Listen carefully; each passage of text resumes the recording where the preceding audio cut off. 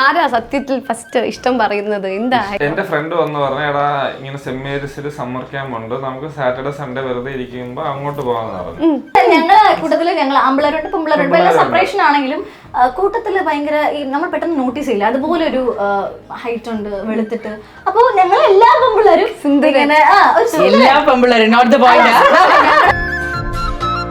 എനിക്ക് ഫോണുണ്ട്, അപ്പൊ ഞാൻ എന്റെ ഫോൺ നമ്പർ കൊടുത്തപ്പോ ഇവള് അല്ല എനിക്കൊരു കാര്യം അത്യാവശ്യം പറയാനുണ്ട്. അപ്പൊ ഇവള് ഇങ്ങനെ വിളിക്കും. അപ്പൊ ഇവൾക്ക് അറിയായിരിക്കില്ല. അപ്പൊ ഇവള് അമ്മയുടെ ഫോണൊക്കെ വയ്യ അമ്മയുടെ ഫോണാണ് ഞാൻ ഫോൺ വയ്യ അടിച്ചു മാറ്റി അമ്മ കിടന്ന് നോക്കണ്ടേ. അവനും ഇഷ്ടമാണെന്ന് എനിക്കറിയാം, എനിക്ക് ഇഷ്ടമാണെന്ന് അവനും അറിയാം. അപ്പം ഇവൻ എന്റെ വായിൽ നിന്ന് കേൾക്കാൻ വേണ്ടി വെച്ചു. അത് എനിക്ക് മനസ്സിലായി. അപ്പൊ എനിക്കാണെങ്കിൽ ഒട്ടും ക്ഷമയില്ല. ഞാൻ ക്ഷമയില്ലാത്ത ഒരാളാണ്. അപ്പൊ എന്നോട് പറഞ്ഞ ഇന്ന് എന്ത് പറഞ്ഞാലും ഞാൻ എസ് പറയുന്നു പറഞ്ഞു. അപ്പൊ എനിക്ക് മനസ്സിലായി ഇത് കേൾക്കാനായിരിക്കും. പോയി തരണമെന്ന് പറഞ്ഞിരുന്നെങ്കിലോ?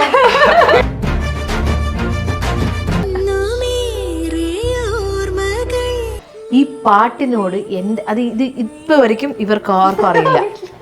ഇവർക്കാർക്കും അറിയില്ല. ആ പാട്ടിനോട് എനിക്ക് ഭയങ്കര ഇഷ്ടമാണ് ചെറുതിലെ. ആ പാട്ട് ഇതിൽ മിക്സ് ചെയ്ത് വീഡിയോ വികാസ് അയച്ചപ്പോൾ എൻ്റെ ഹൃദയം പൊട്ടി.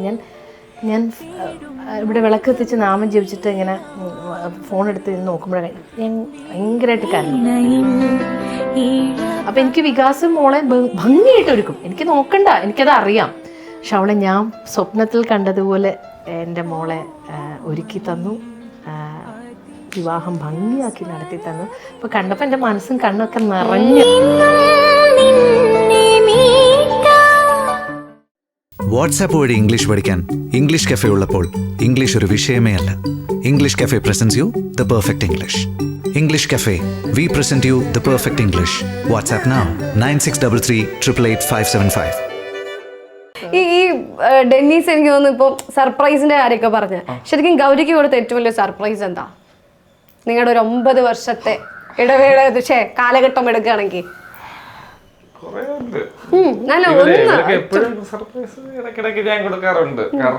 ആക്ച്വലി സർപ്രൈസ് എന്ന് പറയുമ്പോൾ നമ്മളിപ്പോ പിന്നെ സർപ്രൈസ് നമുക്ക് ആക്കാൻ പറ്റും. ചില സമയത്തൊക്കെ മാക്സിമം സർപ്രൈസ് കൊടുക്കുക. സർപ്രൈസ് കൊടുത്ത ഇഷ്ടം പോലെ ഉണ്ട്. ഇപ്പം ഇവളുടെ ബർത്ത്ഡേ ഒക്കെ ആണെങ്കിൽ നമ്മളിപ്പോ ആരും അറിയാതെ ആദ്യം നമ്മൾ മൈൻഡ് ചെയ്തില്ല. നമുക്ക് ഇവൾക്കെന്ന് പറഞ്ഞു കഴിഞ്ഞാൽ എല്ലാരെയും കൂട്ടി ചേർത്ത് വെച്ച് ഇങ്ങനെ എല്ലാരെയും കൂടി ചേർന്ന് ആഘോഷങ്ങൾ ഇഷ്ടപ്പെടുന്ന ഒരാളാണ്. ഞാൻ ഓർഗനൈസ് ചെയ്യാൻ ഇപ്പൊ അമ്മയുടെ ബർത്ത്ഡേ ആണെങ്കിലും നമ്മളെല്ലാം ഇവള് ചെയ്യും കേട്ടോ. അത് ശരിയാട്ടോ, അത് സത്യം കേട്ടോ. ഇവള് നമ്മുടെ ഫാമിലിയിലെ എല്ലാവരുടെ കാര്യങ്ങളും മോന്റെ ഫാമിലിയിൽ ഇവിടുത്തെ ഫാമിലി ഓർഗനൈസ് ചെയ്യും നന്നായിട്ട്. അത് വലിയൊരു കഴിവാണ്. ആരും അറിയാതെ അമ്മയ്ക്ക് ലാസ്റ്റ് അമ്മയുടെ ബർത്ത്ഡേ അതുപോലെ അമ്മ ഒരിക്കലും ഇമാജിൻ ചെയ്തിട്ടില്ല ഇങ്ങനെ ഒരു കല്യാണ തിരക്കല്ലേ, അതിനിടയിലൊന്നും ഞാൻ പ്രതീക്ഷിച്ചില്ല. നമ്മൾ ഈ പറഞ്ഞാണെങ്കിൽ എന്താ ആഘോഷം. അതുപോലെ മദറിലൊക്കെ ആണെങ്കിലും അച്ഛന്റെ അമ്മയുടെ ഫോട്ടോ വരച്ച് ഞാൻ ജോയിൻ ചെയ്യിപ്പിച്ച് അമ്മയുടെ 16th ബർത്ത്ഡേക്ക്. അത് അമ്മ ഹാപ്പി. അതുപോലെ ഞാൻ അവിടെ എല്ലാവരുടെയും ഇവിടെ ആണെങ്കിലും എല്ലാവരുടെയും.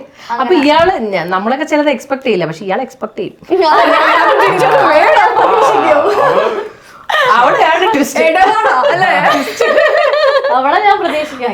ഞാൻ ചെയ്തല്ലേ. അപ്പൊ അങ്ങനെ അതും ചോദിക്കുന്ന ആളിങ്ങനെ തരുന്നോണ്ട് ഭയങ്കര ഒരു ഇതാണിത്. അത് പക്ഷെ ഡെന്നീസിന് ഭയങ്കര ഉത്തരവാദിത്വമാ. അതെ, പാവം ഡെന്നീസ്. അതെ ചേച്ചി, ഡെന്നീസ് അങ്ങനെ കൊടുത്തതിൽ എന്തെങ്കിലും മെമ്മറബിൾ ആയിട്ടുള്ള ഒരു കാര്യം ഉണ്ടോ? എനിക്കൊന്ന് എല്ലാം മെമ്മറബിൾ ആണെന്ന് തോന്നുന്നു. എല്ലാ മൊമെന്റുകളും ഡെന്നീസും അതുപോലെ എനിക്ക് തോന്നുന്നു ഗൗരിയുടെ കൂടെ ചേർന്ന് തുടങ്ങിയതിന് ശേഷം കുറെയൊക്കെ ഗൗരിയുടെ കുറെ സ്വഭാവങ്ങളൊക്കെ ഡെന്നീസിനും വരേണ്ടി വന്നിട്ടുണ്ട്. പറഞ്ഞു ഞാൻ അങ്ങനെ സംസാരിക്കൊന്നുമില്ലായിരുന്നു, ചിരിക്കാനും. ഗൗരിയുടെ കൂടെ കൂടിയതിന് ശേഷമാണ് ഞാൻ ചിരിക്കാനും സംസാരിക്കാനൊക്കെ തുടങ്ങിയത്. ചില ആമ്പിളാരുണ്ട് ഞാൻ കണ്ടിട്ട്, ഞങ്ങളുടെ ഫ്രണ്ട് സർക്കിളിൽ തന്നെ കുറെ പേരുണ്ട്. ലൈക്ക് അവർക്ക് എത്ര വിചാരിച്ചാലും അവർ ചിരിക്കാനോ അല്ലെങ്കിൽ ഒന്ന് ആക്റ്റീവായിട്ട് നിൽക്കാനോ അവർക്ക് അവരുടേതായ ഒരു നേച്ചർ കാണുമല്ലോ. പക്ഷെ അതിലൊക്കെ ഒരിക്കലും ചേഞ്ച് വരാതെ. പക്ഷെ ഡെന്നി ഞാൻ മാറ്റിയെടുത്തു. നിങ്ങളുടെ ഒരു ലവ് സ്റ്റോറി ഉണ്ടല്ലോ ബാസ്കറ്റ് ബോളിന്റെ അല്ലെ, നാഷണൽ പ്ലെയേഴ്സ് ആണ് രണ്ടുപേരും. ഇങ്ങനെ ഇരിക്കുന്നൊന്നും നോക്കണ്ട, വലിയ പുള്ളികളാ അല്ലെ. എങ്ങനെയാ ആരാ സത്യത്തിൽ ഫസ്റ്റ് ഇഷ്ടം പറയുന്നത്? എന്താ എങ്ങനെയാ അവിടെ അല്ലെ? കേക്കട്ടെ. എന്റെ മനസ്സിൽ ഇഷ്ടമുണ്ട്, അവളുടെ മനസ്സിൽ ഇഷ്ടമുണ്ടെന്ന് നമുക്ക് അല്ല ആക്ച്വലി ഫസ്റ്റ് ഞങ്ങൾ ഒരു സമ്മർ ക്യാമ്പ് ഞങ്ങൾക്ക് ഞങ്ങളുടെ സ്കൂളിൽ, ഞാൻ സെന്റ് മേറ്റ്സിലും പുള്ളിക്കാരൻ സെന്റ് ജോൺസിലുമായിരുന്നു. അപ്പൊ രണ്ട് സ്കൂളാണ്, ഒരിക്കലും കാണാൻ ഒരു വഴിയില്ലാത്ത രണ്ട് ആൾക്കാരായിരുന്നു ഞങ്ങൾ രണ്ടുപേരും. അപ്പൊ ഞങ്ങളുടെ വീക്കെൻഡ് സാറ്റർഡേ സൺഡേ വീക്കെൻഡ് ദിവസങ്ങളിൽ സമ്മർ ക്യാമ്പ് ഉണ്ട്. എന്റെ ഫ്രണ്ട് വന്ന് പറഞ്ഞ എടാ ഇങ്ങനെ സെന്റ് മേരീസിൽ സമ്മർ ക്യാമ്പ് ഉണ്ട്, നമുക്ക് സാറ്റർഡേ സൺഡേ വെറുതെ ഇരിക്കുമ്പോ അങ്ങോട്ട് പോകാന്ന് പറഞ്ഞു. അപ്പൊ അങ്ങനെ അവിടെ ജോയിൻ ചെയ്ത് ഫീസൊക്കെ കൊടുത്ത് അവിടെ ജോയിൻ ചെയ്ത് അപ്പൊ അങ്ങനെ ഫസ്റ്റ് ഡേ ചെല്ലുക. ഫസ്റ്റ് ഡേ ചെല്ലുമ്പോ അപ്പം ഇവരൊക്കെ വരുന്നത് ഇവരുടെ ലവ് സ്റ്റോറി പക്ഷെ ഫസ്റ്റ് ഡീറ്റെയിൽ ആയിട്ട് കിട്ടുന്നത് നിങ്ങൾക്ക് അറിയൂട്ടോ. ഇവരുടെ ചാനലിൽ പോലും പറഞ്ഞിട്ടില്ല. അമ്മക്ക് അറിയോ, ചേച്ചിക്ക് അറിയോ? പിന്നെ ഞാൻ എഴുതിയ പ്രണയ ലെറ്റർ വരെ അമ്മ ഫസ്റ്റ് ലെറ്റർ വരെ അമ്മ പിടിച്ചു. ഒരു ഘട്ടം കഴിയുമ്പോ പെൺകുട്ടികൾ പൊതുവെ നമ്മുടെ സുഹൃത്തുക്കളായി അതെ, മാറണം. ഞാൻ എല്ലാം അമ്മയോട് പറയും, എല്ലാം എല്ലാ കണ്ടിന്യൂ കേക്കട്ടെ, രസമുണ്ട്. അപ്പം ഇവരൊക്കെ വരുന്നത് ലൈനായിട്ട് നടന്നാണ് വരുന്നത്. അപ്പൊ അവിടെ ഗേൾസ് സെപ്പറേറ്റ് ബോയ്സ് സെപ്പറേറ്റ് അങ്ങനെ ഒരു ഇതുണ്ട് സ്പോർട്സിൽ പൊതുവെ. അപ്പൊ നമ്മള് കുഞ്ഞു പിള്ളേരല്ലേ, അപ്പൊ കുറച്ചും കൂടി ഒരു ഇതുണ്ട്, കുറച്ച് നടക്കാറുണ്ട് കോർട്ട് വരെ. അപ്പൊ സെമീൽസ് ആണ് കുറെ ഉണ്ട്. അപ്പൊ നമ്മൾ അങ്ങനെ ഇങ്ങനെ നടന്നു പോകുമ്പോ ഞാൻ ഇങ്ങനെ നോക്കും ഇവിടെ. അല്ല ഞങ്ങളെ കൂട്ടത്തില് ഞങ്ങൾ ആമ്പിളരുണ്ട് പെമ്പിളരുണ്ട് എല്ലാം സെപ്പറേഷൻ ആണെങ്കിലും കൂട്ടത്തില് ഭയങ്കര ഈ നമ്മൾ പെട്ടെന്ന് നോട്ടീസ് ചെയ്യില്ല, അതുപോലെ ഒരു ഹൈറ്റ് ഉണ്ട് വെളുത്തിട്ട്. അപ്പൊ ഞങ്ങൾ എല്ലാ പെമ്പിളരും ഫ്രണ്ട് സർക്കിളിൽ എല്ലാവരും ഞങ്ങൾ ഒന്ന് നോട്ടീസ് ചെയ്ത കാര്യം. അപ്പൊ ഞങ്ങളെ age category same age category അല്ല. ഗൗരി പെട്ടെന്ന് ആദ്യം കണ്ടു കാണത്തില്ല, കാരണം കൂട്ടത്തിൽ ഏറ്റവും ചെറുത്. അപ്പൊ എന്റെ സീനിയേഴ്സും ഉണ്ട് എന്റെ ജൂനിയേഴ്സും ഉണ്ട്. അപ്പം ഓൾ കാറ്റഗറി ഉണ്ട് ഗേൾസ്. അപ്പൊ എല്ലാവരും ഇങ്ങനെ നോട്ടീസ് ചെയ്തൊരു വ്യക്തിയാണ്. കാരണം ഞങ്ങളുടെ സ്കൂളിലുള്ള പെമ്പിള്ളേർ മാത്രമല്ല ഔട്ട്സൈഡ് ഗേൾസും ഉണ്ട്. അവിടെ പെമ്പിള അങ്ങനെ ആൾക്കാരെ സംസാരിക്കരുത്, അവന്റെ ഒരു ഫ്രണ്ട് ഉണ്ട് ജോജി എന്ന് പറഞ്ഞൊരു ചേട്ടനുണ്ട്. അപ്പൊ ചേട്ടനും ഇവനും കൂടെയാണ് എപ്പോഴും വരുന്നത്, രണ്ടുപേരും ഒരുമിച്ചാണ് വരുന്നതും പോകുന്നതൊക്കെ. അങ്ങനെ അങ്ങനെ അപ്പൊ അവന്റെ അടുത്ത് ഇങ്ങനെ പറഞ്ഞു. അപ്പൊ ഇവളായിട്ട് കുറച്ചൊക്കെ കമ്പനിയായി, കുറച്ചൊക്കെ കമ്പനി ആദ്യം കണ്ടപ്പോഴേ ഇവളെ കണ്ടപ്പോഴേ ആദ്യം കണ്ടപ്പോ ലവ് അറ്റ് ഫസ്റ്റ് സൈറ്റ് എന്ന് പറഞ്ഞു കഴിഞ്ഞാൽ നമ്മൾ എന്തെങ്കിലും ആക്ടിവിറ്റി ചെയ്യാൻ ഇപ്പൊ നമ്മൾ കളിപ്പിക്കുന്നത് ഒരുമിച്ചായിരിക്കും ചില ഒരുമിച്ചായിരിക്കും. നമുക്ക് പ്രാക്ടീസ് എല്ലാം കഴിഞ്ഞിട്ട് അവസാനം ഒരു ഇതുണ്ട്, മാച്ച് ഉണ്ട്. അപ്പം കളിപ്പിക്കും മിക്സഡ് ആയിട്ടോ. അപ്പൊ ഇവള് എന്റെ ഓപ്പോസിറ്റ് ഒക്കെ വരും ചില സമയത്ത്. അപ്പം അല്ലെങ്കിൽ ഇവള് പുറത്തിരിക്കുകയാണെങ്കിൽ നമ്മൾ ബാസ്കറ്റ് ഒക്കെ ചെയ്തിട്ട് വരുമ്പോ ഞാൻ കറക്റ്റ് ബാസ്കറ്റ് ചെയ്യുന്നത് ഇവരുടെ ഫ്രണ്ടിലായിരിക്കും അല്ലെങ്കിൽ സൈഡിലായിരിക്കും. അപ്പോഴേ ഇവള് നോക്കുമ്പോ നമുക്ക് മനസ്സിലാവും എന്തോ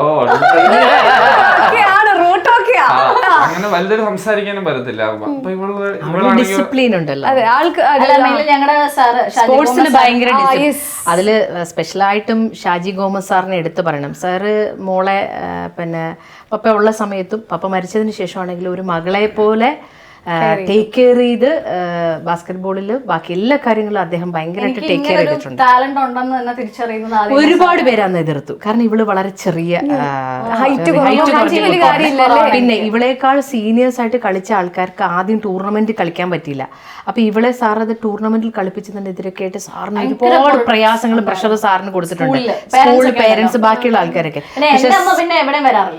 ഞാൻ പോവാറില്ല എന്ന് പറഞ്ഞാൽ വേറെ ഒന്നും കൊണ്ടല്ല, അതല്ല എനിക്ക് ടാലന്റ് ഉണ്ടെങ്കിൽ ഉറപ്പായിട്ട് എന്തെങ്കിലും ഒരിക്കൽ ഞാൻ ചെയ്യും. എന്റെ കാഴ്ചപ്പാട് അതാ. കാരണം ഞാൻ മക്കള് മോള് ട്രൈ ചെയ്തിട്ട് ദൈവം അനുഗ്രഹിക്കുകയും അതുപോലെ നീ ശ്രമിക്കുന്നതിന്റെ ഒരു ശ്രമവും ഒരുപാട് തവണ തോറ്റും, പക്ഷെ വിടാതെ തുടർന്നുകൊണ്ടിരിക്കുക എപ്പോഴായാലും നമ്മൾ ജയിക്കും. അപ്പൊ അതിനൊരു സപ്പോർട്ടായിട്ട് അത്രയും നല്ലൊരു അധ്യാപകനെയും കൂടെ കിട്ടിയത് കൊണ്ട് ഗൗരിക്ക് ചെയ്യാൻ പറ്റും. സാർ ഇന്നും കല്യാണത്തിന് പോലും സാറിന്റെ സന്തോഷം. ഞങ്ങളെ കൊണ്ട് പ്രോമിസ് ഒക്കെ ചെയ്യിപ്പിച്ചിട്ടുണ്ട്. ഞങ്ങള് ആരെങ്കിലും ഒരാളെ ഇത് കണ്ടുപിടിച്ചു, സാർ കണ്ടുപിടിച്ചു. നമ്മള് കളി കഴിഞ്ഞ് തിരിച്ചു പോകുമ്പോഴാണ് നമുക്ക് ഇച്ചിരി സംസാരിക്കാൻ കിട്ടുന്ന സമയം. സംസാരിക്കാനൊന്നും പറ്റില്ല. അപ്പം ഞാൻ നമ്പർ എന്തോ തന്നല്ലേ, എന്റെ ഫോൺ നമ്പർ. എനിക്ക് ഫോണുണ്ട്. അപ്പൊ ഞാൻ എന്റെ ഫോൺ നമ്പർ കൊടുത്തപ്പോ ഇവള് അല്ല എനിക്കൊരു കാര്യം അത്യാവശ്യം പറയാനുണ്ട്. അപ്പൊ ഇവള് ഇങ്ങനെ വിളിക്കും. അപ്പൊ ഇവൾക്ക് അപ്പൊ ഇവള് അമ്മയുടെ ഫോണൊക്കെ വയ്യ ഫോൺ വയ്യ അയച്ചു മാറ്റി. അല്ല അമ്മമ്മക്കറിയാം ഏറ്റവും കൂടുതൽ വില്ലനായിട്ട് വന്നത് അപ്പൂപ്പനായിരുന്നു. കാരണം അമ്മമ്മയുടെ ഫോൺ ഞാൻ ബാത്റൂമിന്റെ പോയാണ് കുളിക്കാൻ പോണെന്ന് തന്നെ പോകുന്ന വിളിക്കുന്നത്. അപ്പൊ അപ്പൂപ്പനറിയാം ഗൗരി കുളിക്കാൻ കയറിയാ ഉഷയുടെ ഫോൺ അകത്ത് പോയിട്ടുണ്ട്. അപ്പൊ അപ്പൂപ്പൻ എന്താണെന്നറിയോ, ബാത്റൂമിന്റെ പുറത്തുനിന്ന് അപ്പൂപ്പനെ ഫോണിൽ വിളിക്കുമ്പോൾ സ്പീക്കിംഗ് ടു സംവൺ എൽസ്. അപ്പൂപ്പനായിരുന്നു ഞങ്ങളുടെ പുറകെ ഇങ്ങനെ നടന്നിരുന്നത്. അമ്മയ്ക്ക് അറിയാം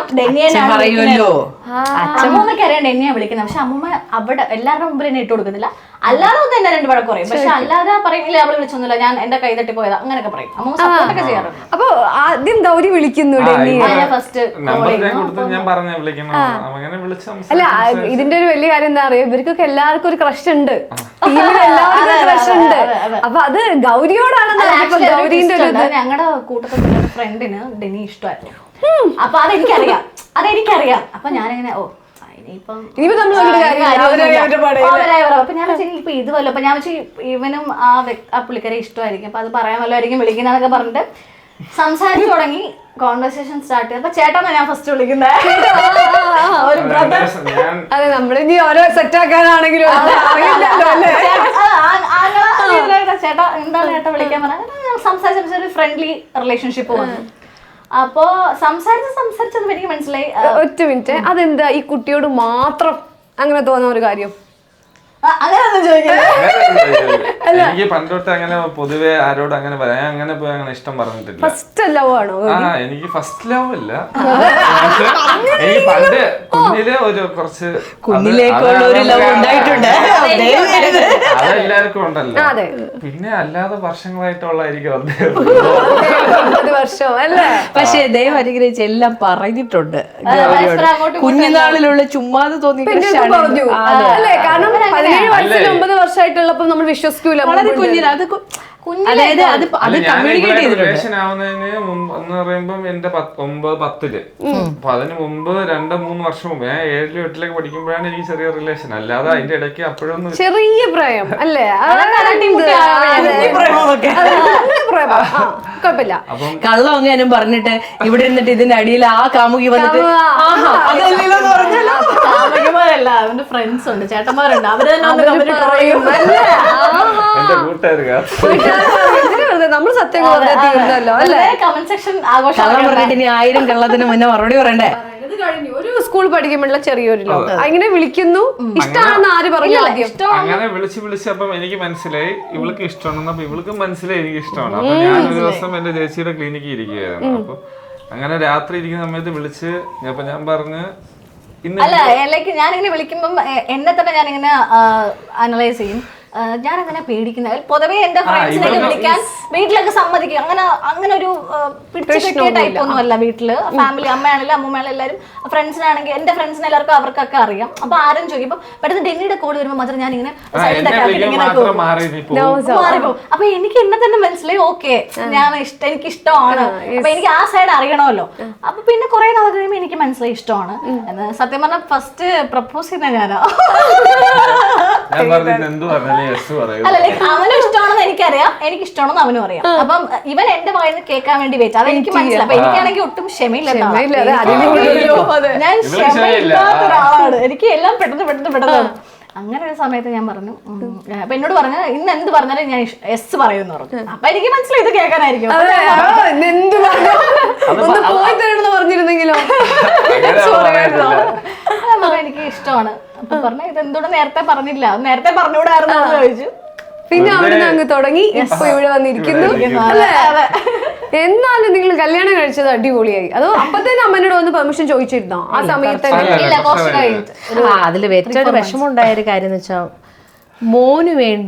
മോൾക്ക് വേണ്ടി ഡെന്നി മോൻ ബാസ്കറ്റ് ബോൾ ഉപേക്ഷിക്കേണ്ടി വന്നു. അതൊരു ചെറിയ കാര്യം ലൈഫില് എനിക്കും ഏറ്റവും സങ്കടം. അതായത് മോൻ ഡിസർവ് ചെയ്യുന്നു അത്. അതായത് ബാസ്കറ്റ് ബോളിന്റെ ഒരു ലൈഫ്, സ്പോർട്സിന്റെ ഒരു ലൈഫ് ഡിസർവ് ചെയ്യുന്ന ഒരാളായിരുന്നു മോൻ. ബിക്കോസ് അത്രയും ഹൈറ്റ് ഉണ്ട്, അത്രയും തന്നെ മോളെക്കാളും ഡബിൾ ടാലന്റഡ് ആയിട്ടുള്ള ഒരു മോനായിരുന്നു. പക്ഷെ ഇവരുടെ റിലേഷൻഷിപ്പ് കൊണ്ട് മോൻ കോർട്ടിൽ കളിക്കരുത് എന്ന് പ്രോമിസ് ചെയ്യിപ്പിച്ചു. ഞാൻ പറഞ്ഞില്ല നേരത്തെ, ഡിസിപ്ലിൻ എന്ന് പറഞ്ഞ സാധനം സ്പോർട്സിൽ ഭയങ്കര മസ്റ്റാണ്. അപ്പം ഞങ്ങളുടെ ഈ കാര്യങ്ങൾ പേരൻസ് ഒക്കെ വന്ന് പ്രശ്നങ്ങൾ ഉണ്ടാക്കാൻ തുടങ്ങി. എന്താ പറയാ, കംപ്ലൈന്റ് പറഞ്ഞു തുടങ്ങി. അങ്ങനെ കുറെ അധ്യാപകർക്ക് ആരെയും പ്രത്യേകിച്ച് ഒരു പരിഗണനയൊന്നും അത്തരം കാര്യങ്ങൾക്ക് കൊടുക്കാൻ പറ്റില്ല. ഇല്ല. അപ്പൊ സാറ് പറഞ്ഞു, സാറ് പിടിച്ചല്ലോ. അപ്പൊ സാറ് പറഞ്ഞു ആരെങ്കിലും ഒരാള് ഫീൽഡിൽ ഇറങ്ങണമെന്ന് പറഞ്ഞു. അപ്പൊ എനിക്ക് നാഷണൽ സെലക്ഷൻ ഒക്കെ കിട്ടി നിൽക്കുന്ന അപ്പൊ സമയം ക്യാമ്പ് നടക്കുക. അപ്പൊ എനിക്ക് സ്റ്റേറ്റ് ക്യാമ്പ് നടക്കുക. അപ്പം കിട്ടിയാൽ ഞാൻ സെലക്ഷൻ ആയി പോവും. എവിടെ ഹൈദരാബാദിൽ എന്തോ ആയിരുന്നു മാച്ച്. അപ്പൊ ഡെന്നി പറഞ്ഞു ഇല്ല ഞാൻ കളിക്കുന്നില്ല, ഞാൻ കളി നിർത്തുക. പക്ഷെ അത് ഞാൻ വളരെ വൈകിയാട്ടോ ഞാൻ അറിഞ്ഞിരുന്നെങ്കിൽ ഉറപ്പായിട്ടും ഗൗരിമോളെ വിഡ്രോ ചെയ്യിപ്പിച്ചത്. ഞാൻ വളരെ വൈകിയാണ് അല്ല അപ്പൊ ഞാൻ ചോദിച്ചു നീ വേണ്ട, അപ്പൊ പറയില്ല കുഴപ്പമില്ല നീ. പ്ലസ് ടു കഴിഞ്ഞ സമയമാണ് ആക്ച്വലി. ഞാൻ അപ്പൊ ഇവിടുന്ന് പോവാ ബാംഗ്ലൂരോട്ട്. അപ്പൊ പിന്നെ എനിക്കറിയാം വലിയ ആക്ടിവിറ്റി ഒന്നും ഇല്ല, ബാംഗ്ലൂർ വേറെയാണ്. എന്നാലും ആ ഒരു മനസ്സല്ലേ, ചെറിയ മനസ്സല്ല. അയ്യോ ആര് ചെയ്യും, അംഗീകരിക്കത്തില്ല. കാരണം അത് അവൻ അത് ചെയ്തു കൊടുത്തല്ലോ. പക്ഷെ എനിക്ക് സങ്കടം എന്താ വെച്ചാൽ എൻ്റെ മോൾക്കും ബാസ്കറ്റ് ബോൾ എന്ന് പറഞ്ഞ് ജീവനോടെ നിന്ന കുഞ്ഞിന് ഒരുപാട് ഇന്റേണൽ പൊളിറ്റിക്സും കാര്യങ്ങളും ഒക്കെ ഉണ്ട്, എല്ലാ സ്ഥലത്തും ഉണ്ട്, അവിടെയും ഉണ്ട്. അപ്പോൾ അവൾക്ക് അതിൽ അവൾ ഉദ്ദേശിച്ച സ്ഥലത്തെത്താൻ പറ്റി. അത് അവൾക്കൊരു വിഷമമുള്ള കാര്യം. ഞാൻ ഇപ്പൊ പറഞ്ഞ അവള് കരയുകയും ചെയ്യും. കാരണം ഞാൻ എൻ്റെ എന്താ പറയാ ബാസ്കറ്റ്ബോൾ എന്ന് പറഞ്ഞാൽ എൻ്റെ ലൈഫ്, എൻ്റെ ജീവനായിരുന്നു അത്. അപ്പൊ അതിൽ എനിക്ക് എൻ്റെ ഒരു എയിം ഉണ്ടായിരുന്നു, അതിലെനിക്ക് ഈ വഴി ഇങ്ങനെ വന്നെത്തണം. 8ാം ക്ലാസ്സിൽ പഠിക്കുമ്പോൾ എന്നോട് പറഞ്ഞു, അമ്മ എനിക്ക് പ്രൊഫഷണൽ ഡിഗ്രി ഒന്നും പറ്റത്തില്ല, എന്നെ കൊണ്ടാവൂല, കൂട്ടിയേ കൂടൂല. കാരണം എനിക്ക് ഏറ്റവും ഇഷ്ടം അമ്മ സ്പോർട്സാണ്, അതിൽ ബാസ്കറ്റ് ബോളാണ്. ഞാൻ അത് കളിച്ച് പഠിച്ച് നല്ലൊരു ജോലി വാങ്ങിയിട്ട് അമ്മയുടെ മുന്നിൽ വരുള്ളൂ, അത് ഉറപ്പാണ് അമ്മയെന്ന് പറഞ്ഞു. അപ്പോൾ ഒരു ഘട്ടം കഴിഞ്ഞ് കുഞ്ഞിൻ്റെ കയ്യിൽ നിന്ന് അത് നഷ്ടപ്പെട്ടപ്പോൾ അവൾ മെൻ്റലി ഭയങ്കരമായിട്ട് തകർന്നുപോയി.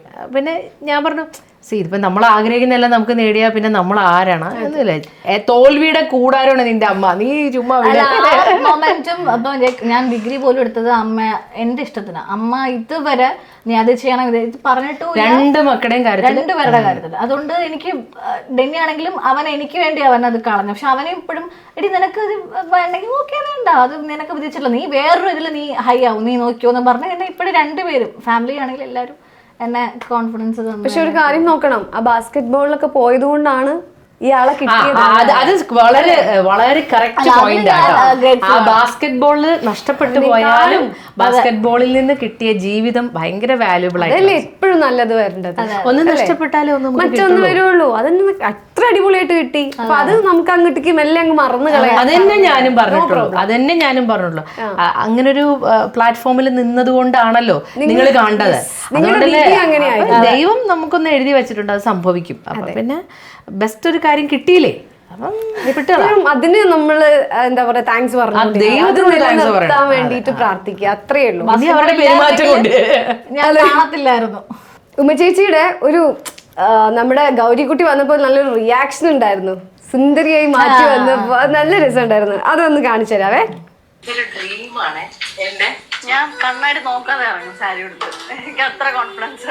ഞാൻ മനസ്സിൽ വിഷ്വലി ഇതിനേക്കാൾ എനിക്ക് ഉറപ്പുണ്ട്. പിന്നെ എനിക്ക് ഞാൻ വികാസിന്റെ കാര്യത്തിൽ ഞാൻ ഇങ്ങനെ വന്നിരിക്കുന്ന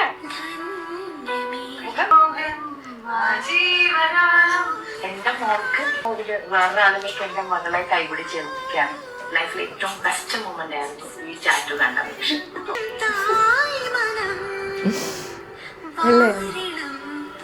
അല്ല ഇത് ആക്ച്വലി വെഡിങ്ങിന്റെ അത് മാത്രല്ല, ഞാൻ ഇമോഷണലായി പോകും നമ്മള്. അത് ഈ പാട്ടേ എൻ്റെ സൂര്യപുത്രിക്ക് എന്ന് പറഞ്ഞ സിനിമയിലെ പാട്ടാണ്. ഈ സിനിമ റിലീസാകുമ്പോൾ ഞാൻ വളരെ ചെറിയ കുട്ടിയാണ്. അപ്പോൾ ആ സമയത്ത് എൻ്റെ അന്ന് നമ്മുടെ മറ്റേ ഈ CD ഒന്നുമില്ല, VCR. അപ്പോൾ വലിയ കാസറ്റ് ഇട്ടിട്ടാണ് കാണുന്നത്. അപ്പം അച്ഛൻ കാസറ്റ് എടുത്തുകൊണ്ട് ഈ സിനിമയിലെ സൂര്യപുത്രിയുടെ അമലയുടെ ക്യാരക്ടറിനെ പോലെ ഇങ്ങനെ ഭയങ്കര ഹൈപ്പറായിരുന്നു ഞാൻ, ഭയങ്കര ഹൈപ്പർ ആക്റ്റീവ് ഉള്ള ആളായിരുന്നു ഞാൻ. അപ്പോൾ ഈ കഥാപാത്രത്തിന് എനിക്ക് ഭയങ്കര ഇഷ്ടമാണ്. അങ്ങനെ പാവ അച്ഛൻ ഒരു ദിവസത്തേക്ക് കാസറ്റ് കടയിൽ നിന്ന് വാടകയ്ക്ക് എടുത്തുകൊണ്ട് വന്ന ആ കാസറ്റ് 1 മാസം വെക്കേണ്ടി വന്നു. ഈ ഡെയിലി ഈ സിനിമ ഞാൻ കാണും. എനിക്ക് ഭയങ്കര ഭ്രാന്താണ് ഈ സിനിമയോട്. ഈ പാട്ടിനോട് ഇത് ഇപ്പോൾ വരയ്ക്കും ഇവർക്കാർക്കും അറിയില്ല. ആ പാട്ടിനോട് എനിക്ക് ഭയങ്കര ഇഷ്ടമാണ്. ചെറുതിലെ കുഞ്ഞിലെ ആ പാട്ട് ഇതിൽ മിക്സ് ചെയ്ത് വീഡിയോ വികാസ് അയച്ചപ്പോൾ എൻ്റെ ഹൃദയം പൊട്ടി. ഞാൻ ഇവിടെ വിളക്കെത്തിച്ച് നാമം ജപിച്ചിട്ട് ഇങ്ങനെ ഫോൺ എടുത്ത് നോക്കുമ്പോഴേ ഞാൻ ഭയങ്കരമായിട്ട് കരഞ്ഞു. കാരണം ഫസ്റ്റ് ഓഫ് ഓൾ ഞാൻ വികാസ് എന്ന് പറയുന്നത് ഒരു മേക്കപ്പ് മാൻ അല്ല, എന്നെ സംബന്ധിച്ചിടത്തോളം എൻ്റെ ഓൺ ബ്രദറാണ്. വികാസ് ഗൗരീനെ അത്രയും ടേക്ക് കെയർ ചെയ്യും. അത്രയും നന്നായി ചെയ്യും. അതിൻ്റെ പിന്നിൽ ദുർഗാ കൃഷ്ണ എന്ന് പറഞ്ഞ ആർട്ടിസ്റ്റ് ഉണ്ട്, ആക്ട്രസ് ഉണ്ട്. അവൾ എൻ്റെ മകളാണ്, അവൾക്ക് എൻ്റെ മകളുടെ സ്ഥാനമാണ്. അവൾ ഈ കല്യാണം പ്ലാൻ ചെയ്ത നിമിഷം മുതൽ ഇവളുടെ ടോപ്പ് ടു ബോട്ടം കാര്യങ്ങൾ, വെഡ്ഡിങ് കാർഡ് കാര്യങ്ങൾ എല്ലാത്തിലും അവളാണ്. പക്ഷെ എൻ്റെ കുഞ്ഞിന് ആ കല്യാണത്തിന് അന്ന് പങ്കെടുക്കാൻ പറ്റില്ല, ബിക്കോസ് മോള് ക്യാരിങ് ആയിരുന്നു, അവൾക്ക് വരാൻ പറ്റിയില്ല. അവൾ ഒരുപാട് സങ്കടപ്പെട്ടു എന്ന് എനിക്കറിയാം. പക്ഷേ ഇതിൻ്റെയൊക്കെ പിന്നിൽ എൻ്റെ ബാക്ക് ബോണായിട്ട് നിന്ന് വലിയൊരാളാണ് മോളെ ദുർഗ, അതുപോലെ തന്നെ വികാസും. അപ്പോൾ എനിക്ക് വികാസും മോളെ ഭംഗിയായിട്ട് ഒരുക്കും, എനിക്ക് നോക്കണ്ട, എനിക്കത് അറിയാം. പക്ഷെ അവളെ ഞാൻ സ്വപ്നത്തിൽ കണ്ടതുപോലെ എൻ്റെ മോളെ ഒരുക്കി തന്നു, വിവാഹം ഭംഗിയാക്കി നടത്തി തന്നു. അപ്പോൾ കണ്ടപ്പോൾ എൻ്റെ മനസ്സും കണ്ണൊക്കെ നിറഞ്ഞുപോയി. കാരണം ഞാൻ ഈ ഒരു മൊമെൻറ്റിന് വേണ്ടി ഒരുപാട് വർഷമായിട്ട് ജീവിക്കുന്ന ഒരാളാണ്. ഒത്തിരി വർഷമായി ഞാൻ ഈ ഒരു മൊമെൻറ്റ് സ്വപ്നം കണ്ട് ജീവിക്കുന്ന ആളാണ്. അപ്പോൾ ആ മൊമെൻറ്റ് എനിക്ക് ഒരുപാട് വീഡിയോസൊക്കെ വന്നു. ഞാൻ ഇങ്ങനൊന്നും ഗോഡ് ഗ്രേസ്, ഞാൻ സത്യമായിട്ട് പറയാം, ഞാൻ ഒരിക്കൽ പോലും ഇങ്ങനെയൊക്കെ ഈ ഇത്രയും വീഡിയോസ് വരുമെന്ന് സോഷ്യൽ മീഡിയയിൽ വരും അങ്ങനെ ഒന്നും ഞാൻ ചിന്തിച്ചിട്ടില്ല. അങ്ങനൊന്നും പ്ലാൻ ചെയ്തതല്ല, അങ്ങനൊന്നും ചെയ്തതല്ല, സംഭവിച്ചതാണ്. എൻ്റെ മകളുടെ എൻ്റെ സ്വപ്നം കണ്ട ഒരു കല്യാണം. ഇനി കല്യാണത്തിൻ്റെ വിഷ്വൽസൊക്കെ ഒരുപാട് വന്നപ്പോൾ ഞാൻ എൻ്റെ മോനെ പോലെ കരുതുന്ന ഒരാളാണ് നിധിൻ. കളിവീട് എന്ന് പറഞ്ഞ സീരിയൽ ഒരു 4 വർഷം എൻ്റെ മകനായി അഭിനയിച്ച മോനാണ്. അപ്പോൾ അവന് ഞാൻ അതിനകത്തെ മക്കളെല്ലാം നമ്മുടെ കൂടെ അഭിനയിക്കുന്ന മക്കളെല്ലാം നമ്മുടെ മക്കളെ പോലെ നമുക്ക് ഫീൽ ചെയ്യും. അത് ആ ജോലി ചെയ്യുമ്പോഴേ അത് മനസ്സിലാവത്തുള്ളൂ. അപ്പോൾ എൻ്റെ മോനെ കണ്ടപ്പോൾ അവൻ ഡാൻസ് കളിച്ച് തന്നപ്പോൾ ഞാനിത് ക്യാമറ നിൽക്കുന്നു, അമ്മ ഇങ്ങനെ വരും, അങ്ങനൊന്നും ചിന്തിച്ചില്ല. അല്ല, അതിൻ്റെ വീഡിയോയുടെ കമൻറ്റുകൾ കണ്ട് എനിക്ക് സങ്കടം വന്നു. അപ്പോൾ കുറേ സ്ത്രീകൾ അതിൽ എഴുതിയിരിക്കുക, കുറേ നല്ല മനുഷ്യർ പറഞ്ഞു കേട്ടോ, അവരുടെ ജീവിതത്തിലെ ഏറ്റവും വലിയൊരു ആഗ്രഹം സന്തോഷിച്ചോട്ടെ. അതിനിടയിൽ ഇവരൊക്കെ കുടുംബത്തിൽ പറഞ്ഞതാണോ, കുടുംബത്തിൽ പറഞ്ഞ പെണ്ണുങ്ങൾ ഇങ്ങനെയാണോ ചെയ്യേണ്ടത്, എന്ത് വൃത്തിയുടെ ഈ സ്ത്രീ, എന്ത് ഷോ ഓഫ് എന്നുവെച്ചാൽ. ഞാൻ പൊതുവേ ഒരു കാലഘട്ടത്തിന് ശേഷം ഈ യൂട്യൂബ് നോക്കലോ അല്ലെങ്കിൽ സോഷ്യൽ മീഡിയയുടെ കമൻസ് നോക്കലോ ചെയ്യില്ല. കാരണം ഇതിൽ നല്ലതുണ്ടാവും, ചീത്തയുണ്ടാവും. ചീത്ത നമ്മളെ വേദനിപ്പിക്കും. അപ്പം അതിന് വേണ്ട, ആ പ്രശ്നത്തിന് പോകണ്ട, നമുക്ക് ഒരുപാട് ജോലി ഇവിടെ ബാക്കി കിടക്കുന്നു. ഇതൊക്കെ ചെയ്തു പോകാനുള്ള സമയത്ത് ഇത് ആലോചിച്ച് വിഷമിക്കേണ്ട. എനിക്ക് പെട്ടെന്ന് ഫീൽ ചെയ്യുന്ന ഒരാളാണ്. ഞാൻ കുറച്ച് ഇമോഷണലി വീക്കായിട്ടുള്ള ഒരാളാണ്. അപ്പം എനിക്ക് പെട്ടെന്ന് ഫീൽ ചെയ്യും.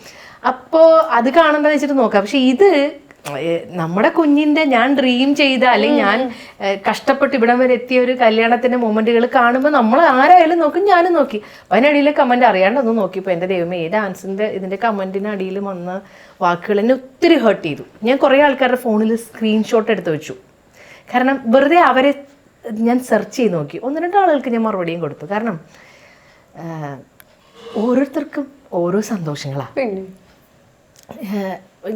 ജീവിതത്തിൽ നമ്മൾ ജോലി ചെയ്യുന്നതോ അല്ലെങ്കിൽ കുടുംബത്തിന് ഭക്ഷണം കൊടുക്കുന്നതോ ഒന്നും അത്ഭുതകരമായ കാര്യങ്ങളൊന്നും അല്ല. ഇവിടെ എല്ലാവരും ഇത് തന്നെ ചെയ്തുകൊണ്ടിരിക്കുന്നത്, ഞാനും ഇത് തന്നെ ചെയ്തത്. ഞാൻ ഒറ്റയ്ക്കൊരു സ്ത്രീ ആയതുകൊണ്ട് കുറച്ചധികം കഷ്ടപ്പെടേണ്ടി വന്നു, അത്രേ ഉള്ളൂ. അതിഭീകര വലിയ സംഭവമല്ല. പക്ഷെ എന്നെ സംബന്ധിച്ച് എൻ്റെ ലൈഫിലെ ലക്ഷ്യങ്ങളിൽ ഏറ്റവും വലിയ ലക്ഷ്യവും ഏറ്റവും വലിയ സന്തോഷവും എൻ്റെ മകളുടെ വിവാഹമാണ്. തീർച്ചയായും. അപ്പോൾ ആ മൊമെൻറ്റിൽ ഞാനതിനൊരു ലൈൻ വരച്ച് വെച്ചില്ല. മോള് മുമ്പേ പറഞ്ഞ പോലെ ഞാൻ ഒന്നിലും ഒരുങ്ങത്ത് പോലുമില്ല. ഡെയിലി ക്ഷേത്രത്തിൽ പോകുന്ന ഒരാളാണ് ഞാൻ. അപ്പോൾ എന്നെ പല ആൾക്കാരും കാണുമ്പോൾ ഞാൻ പോകുന്നത് അവിടേക്ക് ഉള്ളവരുടെ അടുത്തൊന്ന് ചോദിച്ചറിയാം. ഞാൻ പോകുന്നത് കണ്ടു കഴിഞ്ഞാൽ ഒരിക്കലും ഒരു ആർട്ടിസ്റ്റ് പുറത്തിറങ്ങി നടക്കുന്ന പോലെ നടക്കുന്ന ഒരാളല്ല ഞാൻ. ഞങ്ങളുടെ മെഹന്തി ഫംഗ്ഷന്റെ കണ്ടു ഞാൻ ലിപ്സ്റ്റിക് ഇടുന്ന എന്താന്ന് വെച്ച് കഴിഞ്ഞാല്, ഈ ലിപ്സ്റ്റിക് ഇട്ടിട്ട് ചുണ്ട് കറുത്തു പോയത് കൊണ്ട് ഞാൻ ലിപ്സ്റ്റിക് വേറെ ഒന്നും മേക്കപ്പ് ഇടത്തില്ല. ഞാൻ ആകെ സൺസ്ക്രീൻ ഇടും, വേറെ ഒന്നും ഇടത്തില്ല. മോക്കറിയാം, ഞാൻ ഓടി നടന്ന് കാര്യങ്ങൾ ചെയ്യുന്നതിനിടയിൽ ഞാൻ എന്നെ ശ്രദ്ധിക്കാത്ത ഒരാളാണ്. അപ്പോൾ ഞാൻ എൻ്റെ മോളുടെ നിർബന്ധത്തിനാണ് അന്നത്തെ ദിവസം അവളുടേതാണ്. അവള് സന്തോഷിക്കണം, അവൾക്ക് ഇഷ്ടമുള്ളത് ചെയ്യണം, അവൾ ആഗ്രഹിച്ചത് ചെയ്തു കൊടുക്കണം, പറ്റുന്ന പോലെ. നമുക്ക് ഓരോരുത്തർക്ക് ലിമിറ്റ് ഉണ്ട്. എൻ്റെ ലിമിറ്റിനനുസരിച്ച് ഞാൻ അപ്പൊ ആ ദിവസം ഒന്ന് സന്തോഷിച്ചു പോയി. അതിനെ എന്നെ അതൊന്നും എന്റെ അഭിപ്രായത്തിൽ മൈൻഡ് ചെയ്യാൻ പാടില്ല. പക്ഷെ എനിക്കിത് വേദനിച്ചു. അല്ല, ഞാൻ ഈ കമന്റ് ഇട്ടവരോട് ഒരു കാര്യം പറയട്ടെ. ഒരു സ്ത്രീ ഒറ്റയ്ക്ക് നിന്ന് അല്ല ഞാൻ പറഞ്ഞില്ലേ മോളെ, ഈ ഒറ്റയ്ക്ക് നിൽക്കല് ഞാൻ പറഞ്ഞില്ലേ ഒറ്റയ്ക്ക് നിൽക്കല് എനിക്ക് മാത്രമല്ല എന്നെക്കാളും മോശം അവസ്ഥയിൽ ജീവിക്കുന്ന ഒരുപാട് പേരുണ്ട്. ഇതുപോലെ തന്നെ കഷ്ടപ്പെട്ട് കാര്യങ്ങൾ ചെയ്യുന്നവർ ഒരുപാട്. ചേച്ചി ഞാൻ ചേച്ചിനെ കണ്ട വേറൊരു പ്രത്യേകത എന്ന് വെച്ചാൽ എല്ലാത്തിനും ഒരു പ്ലാനിങ് ഉണ്ടായിരുന്നു. ഒരു സമയം പോലും അടങ്ങി നിന്നിട്ടില്ല. ഈവൻ ഈ കൊണ്ടുവരുമ്പോ എല്ലാ ഗസ്റ്റുകളും ലൈക്ക് മോശം അഭിപ്രായം പറയില്ല. ഉമ്മ എന്ത് തിരക്കായിരുന്നു, എല്ലാരും പോയി റിസീവ് അത് എന്താന്നറിയാം മോളെ, ഈവൻ എനിക്ക് തോന്നിയ ഒരു പാട്ട് പോലും ഞാൻ കേട്ടു, ഇതിന് ഈ പാട്ട് BGM ഇടണേ, അതുപോലും ആള് ശ്രദ്ധിക്കുന്നില്ല. ഗസ്റ്റിനെ റിസീവ് ചെയ്യുന്നതാണെങ്കിൽ അതെന്താ വെച്ചാ എൻ്റെ അച്ഛനുണ്ടായിരുന്നെങ്കിൽ എല്ലാവരെയും ടേക്ക് കെയർ ചെയ്യാൻ അച്ഛനുണ്ട്. കുഞ്ഞുങ്ങളുടെ അച്ഛനുണ്ടെങ്കിൽ അദ്ദേഹം ചെയ്യും. പിന്നെ എൻ്റെ അമ്മ പാവ, അതിന് പറ്റുന്നതേ ലിമിറ്റുണ്ട്. പിന്നെ എൻ്റെ സുഹൃത്തുക്കളാണ്, ആ സുഹൃത്തുക്കൾക്ക് അറിയാവുന്നവരെ വെച്ച് കണക്ട് ചെയ്യാൻ പറ്റുള്ളൂ. അറിയാവുന്നവരെ വിളിച്ചിരുത്താൻ പറ്റും, അവരുടെ കാര്യങ്ങൾ നോക്കാൻ പറ്റും.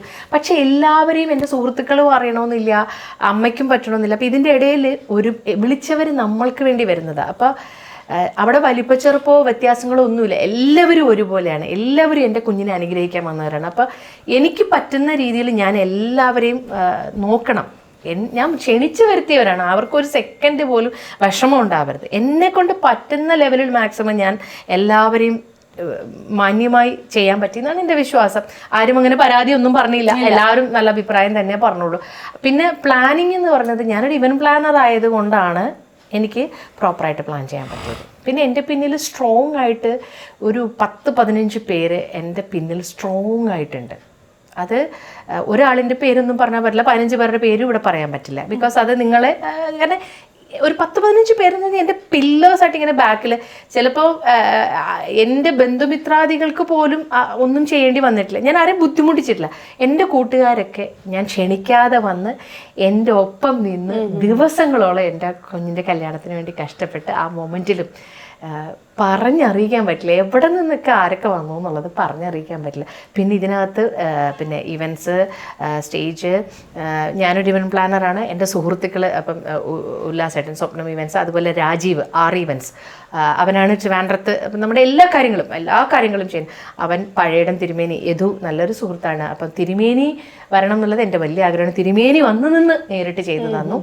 അതുപോലെ വികാസ്, അതുപോലെ വൈറ്റ് ലൈൻ ഫോട്ടോഗ്രാഫി, എല്ലാവരും, അതായത് AGD എല്ലാവരും ഈ വിവാഹത്തിൻ്റെ ബാക്ക് ബോണായിട്ട് നിൽക്കേണ്ടവരെല്ലാവരും ഒരു ബിസിനസ് ബന്ധത്തിലല്ല, വ്യക്തിബന്ധത്തിൽ നിന്ന് എനിക്ക് photography team, white line team, Shainu ചേട്ടൻ വരെ, അവരുടെ ഹോൾ ക്രൂ വരെ ഞങ്ങളെ സ്വന്തം ബ്രദേഴ്സിനെ പോലെ നിന്ന് എല്ലാവരും.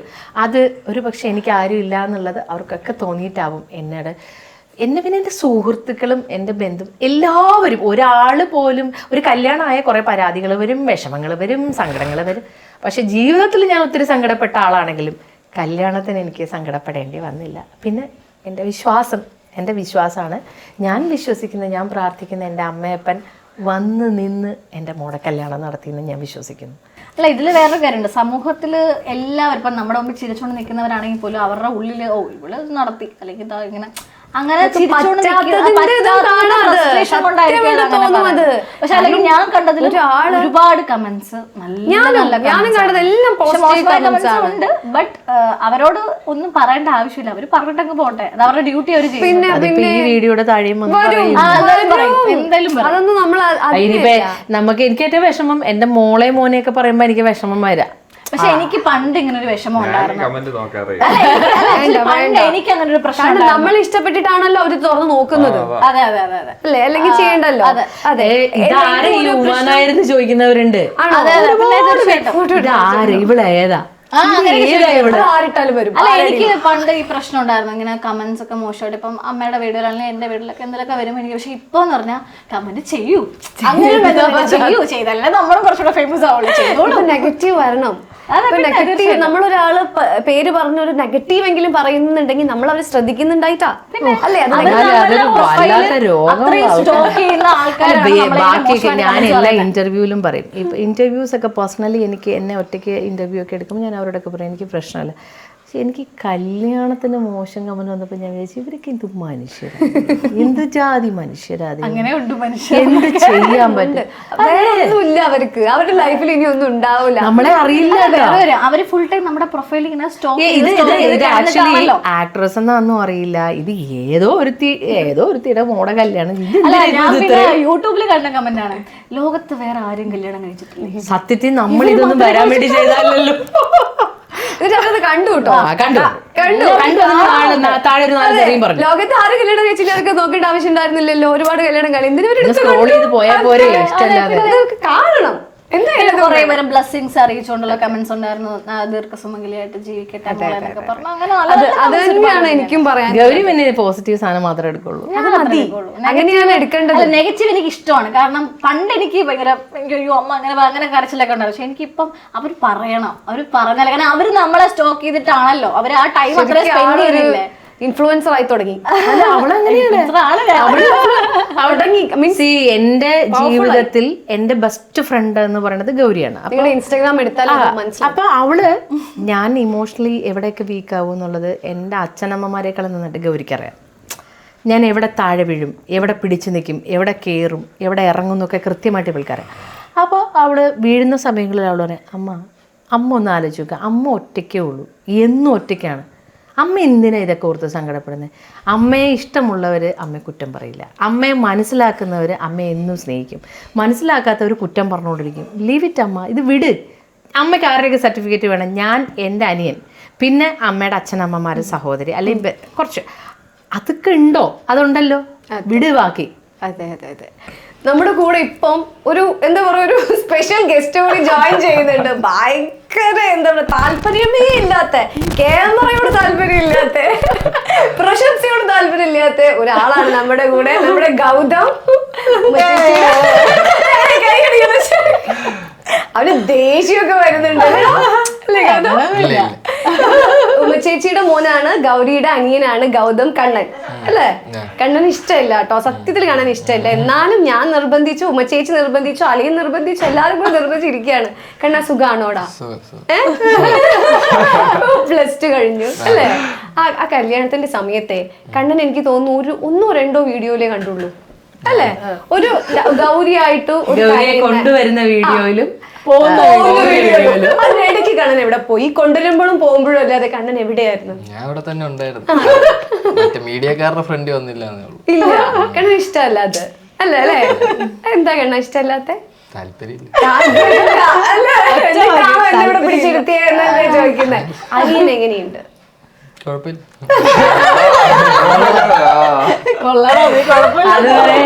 ഇവര് അളിയനും തമ്മിലുള്ള ബോണ്ട്, ഇവൻ എന്ത് കുരുത്തക്കേട് ചെയ്താലും ഞാൻ പോലും അറിയില്ല. അമ്പലനടയിലെ ഗുരുവായൂർ അമ്പലനടയിലെ ഞാനൊന്നും അറിയില്ല. കണ്ണന്റെ എല്ലാ കാര്യങ്ങളും എനിക്ക് തോന്നുന്നു കണ്ണൻ ഒന്ന് പൊങ്ങി വന്നപ്പോഴത്തേക്കും മുതലുള്ള എന്ത് കുരുത്തക്കേടുണ്ടെങ്കിലും അമ്മ അറിയാതെ എല്ലാം മാനേജ് ചെയ്യുന്ന അളിയനാണ്. ഇപ്പൊ കല്യാണം കഴിഞ്ഞിട്ട് ഞാൻ ആ വീട്ടിലുണ്ട്, എന്നിട്ട് ഇവര് തമ്മിൽ കോൺവെർസേഷൻ ഉണ്ട്, വീഡിയോ കോൾ ഉണ്ട്, സംസാരിക്കും. ഇവന്റെ കാര്യങ്ങളെല്ലാം അളിയൻ പക്കയായിട്ട് അറിയുന്നുണ്ട്, അളിയന്റെ കാര്യങ്ങൾ ഇവൻ അറിയുന്നുണ്ട്. നമ്മൾ അറിയില്ല, നമ്മൾ അളിയന്മാർ തമ്മിലുള്ള ബന്ധം. ഈ ക്യാമറ ഇരിക്കുന്നോണ്ട് മാത്രമാണ് ഇങ്ങനെ ഇരിക്കുന്നത്. അല്ലെങ്കിൽ ഓഫ് ക്യാമറ നമ്മൾ വീഡിയോ കോൾ ഒക്കെ ആണെങ്കിൽ ഇവ ചിരിച്ച് നമ്മളോട് സംസാരിച്ചെല്ലാം ചെയ്യും. ഏറ്റവും ഇഷ്ടപ്പെട്ട ഒരാളെ ഞാൻ പറ്റി പറയട്ടെ, കണ്ണന്റെ മൈക്ക് അല്ലെ? മൈക്കിനെ പറ്റി പറ, കേക്കട്ടെ. നല്ലൊരു പറ്റിയാണ്.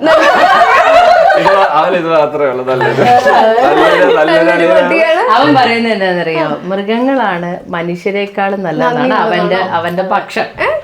അത് കറക്റ്റ് ആണോ കണ്ണാ? ഏകദേശം. അങ്ങനെ എന്തെങ്കിലും അനുഭവം ഉണ്ടായോ മനുഷ്യന്മാരുടെ അടുത്തുനിന്ന്? ഇതുവരെ ഇല്ല. ഇരിക്കട്ടെ അല്ലേ? ഓക്കെ, നമ്മള് ഗൗതമിനെ കണ്ടല്ലോ. ഗൗതമിന് ഞാൻ കൂടുതൽ ക്വസ്റ്റ്യൻ ചോദിച്ച് വെറുപ്പിക്കുന്നില്ല, താല്പര്യമില്ല. Okay Gautham, thank you so much. പോയിക്കോ.